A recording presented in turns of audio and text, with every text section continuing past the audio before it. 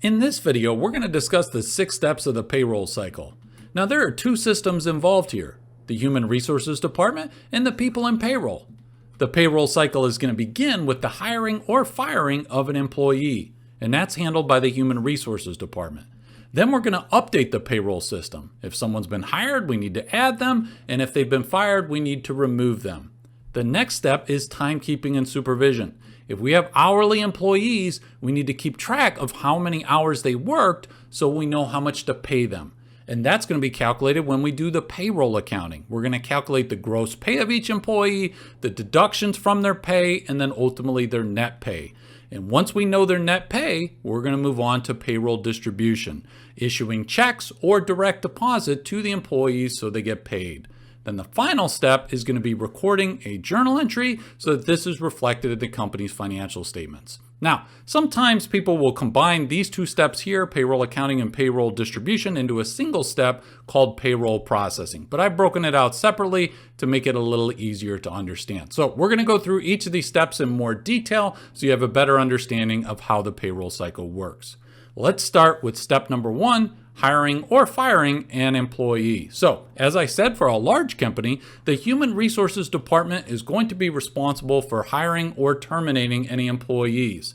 Okay, so they're going to be the ones onboarding new employees, getting their information and so forth, putting in the system what is going to be their authorized wage rate, their salary. They're going to be keeping all this documentation, maintaining the personnel records, the employment contract and agreement, the hiring date, and so forth. So HR is going to handle that. If it's a very small company with just a few employees, they might not have an HR department, so maybe an administrative person is handling this, or even the owner of the company themselves. Now, the next step is updating the payroll system. So once you've onboarded the employee, you need to add them to the company's master payroll file, right? So they need to be in the payroll file. If you have fired an employee, then you're going to need to remove them so that they no longer get paid. Now, we were going to set up direct deposit if the company pays employees by direct deposit, so you get their bank information and so forth.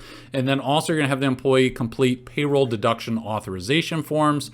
For example, in the United States, there'd be forms filled out to say, well, how much in terms of taxes is going to be withheld from the employee's paycheck. Okay. Now, the third step, timekeeping and supervision, this is most important for hourly employees. Okay. Now, every company is different, but a lot of employees they'll have timesheets or time cards that show how many hours were worked by each employee. Okay. Now, some companies will have employees log in electronically. Some will have them swipe in. Some have some kind of biometric system. Everybody's different, but there needs to be some way of saying, okay, you said you worked 40 hours. Did you in fact work 40 hours? Okay. So we need to track the hours for the hourly employees. Okay. Now, we also need to code the hours worked to appropriate payroll account. So does this have to do, was this a sales commission? Was this somebody, if we're talking about a manufacturing company, is this direct labor? Is this indirect labor?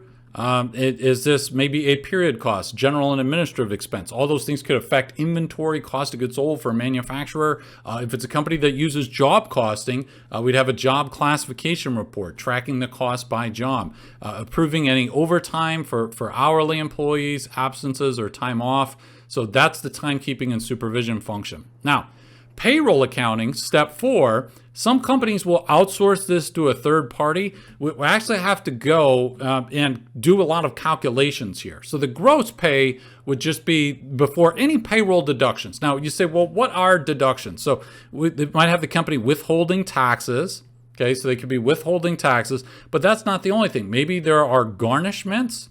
Okay, maybe the person owes some child support or something like that. There could be retirement contributions.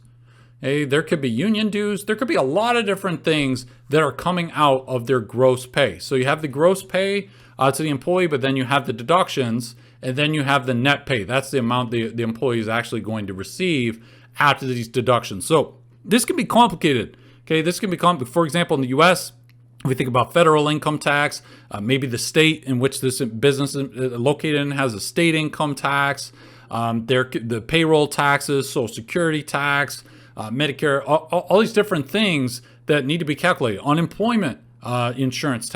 So all these different things. There might be, for example, medical insurance premiums that are coming out of the employee's pay. All these different things, calculating this, and that's why some companies will just say, look, we want to make sure that we get this right. We're just going to outsource this to a third party, and they're going to calculate and handle our payroll for us. Now, payroll distribution. So once we know the actual net pay due to the employees, we say, okay, well, look, here's the amount we owe you. You actually need to pay them, obviously, right? So payday, we are going to either issue maybe a physical check to an employee, or what a lot of companies do, direct deposit. We'll just do an electronic transfer right into their bank account. But somehow we need to actually go and pay these employees. And then finally, so once we've handled all this, we need to record the journal entry, okay, for purposes of financial reporting and our bookkeeping. And if for a larger company, the journal entry for payroll can be very, very long. Because if you think about coding all the different types of pay, again, was this sales commission, was it direct labor, coding it to a specific department, okay? And thinking about all the different payroll related liabilities, thinking about taxes being withheld and so forth. So this could be a very long journal entry, but it needs to be made to update the financial accounting system.